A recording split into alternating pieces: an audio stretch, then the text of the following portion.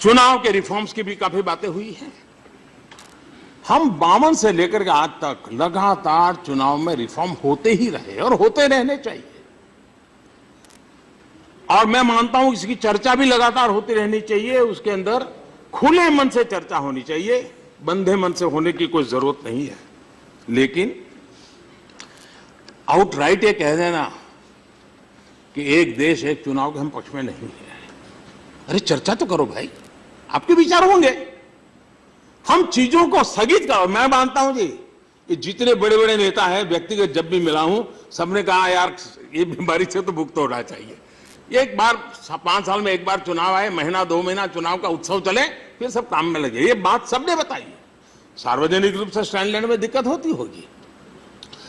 क्या ये समय की मांग नहीं है कि हमारे देश में कम से कम मतदाता सूची तो एक हो? पहले 18 और 21 दो मतदान के अलग अलग होने के कारण अब 18 सबका मतदान है।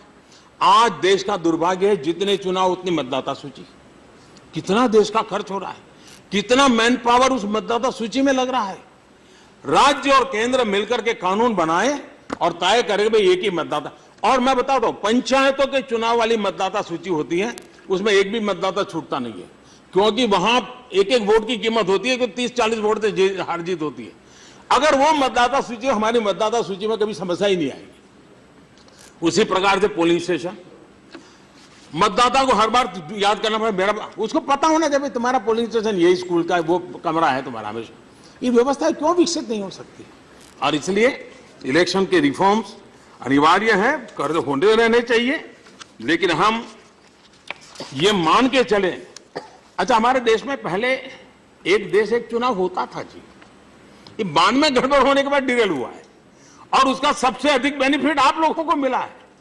और आप आज उस विरोध, कुछ लोग ऐसे तर्क देते हैं जिस तर्क में कोई दम नहीं। कहते हैं मतदाता ये कैसे निर्णय करेगा। अभी उड़ीसा सबसे बड़ा उदाहरण है। उड़ीसा में ग्रामीण इलाका ज्यादा है। उड़ीसा एकदम बहुत ही विकसित और ऐसा तो राज्य नहीं है भारत के, जो जिन राज्यों को अभी भी विकास के राह में लाने के लिए मेहनत करनी पड़े, ऐसे राज्यों में से वहां के मतदाताओं ने लोकसभा के लिए एक मतदान किया, विधानसभा के लिए दूसरा मतदान किया। इसका मतलब हमारे मतदाताओं को एक ही समय विवेक बुद्धि का पूरा है।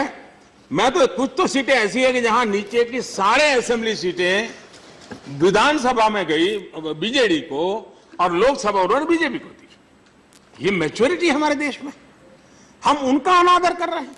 कुछ लोग कहते हैं, ये कैसा भ्रम फैलाया गया है कि अगर 7 चुनाव होंगे तो रीजनल पार्टियां खत्म हो जाएगी। जहां जहां लोकसभा और विधानसभा के चुनाव साथ हुए हैं, उस सब जगह पर प्रादेशिक पक्ष जीते हैं। देख लीजिए इतिहास पूरा, प्रादेशिक पक्ष जीते हैं। अभी आंध्र का चुनाव हुआ, प्रादेशिक पक्ष जीत करके आया। उड़ीसा का चुनाव हुआ, प्रादेशिक पक्ष जीत करके आया। देश के मतदाताओं के समझ आए, हम उनकी समझ पर शक न करें।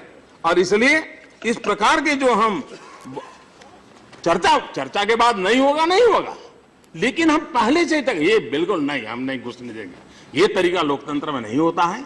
खुले मन से बात होनी चाहिए, हर प्रयास का स्वागत होना चाहिए, प्रयास के अंदर हम अपनी भूमिका बतानी चाहिए। लेकिन हम पहले से ही दरवाजे बंद करें तो कभी बदलाव नहीं आता है। और भारत के मतदाता का नीर क्षीर विवेक जो है, उस पर हम कभी भी शक न करें, ये मेरा मत है।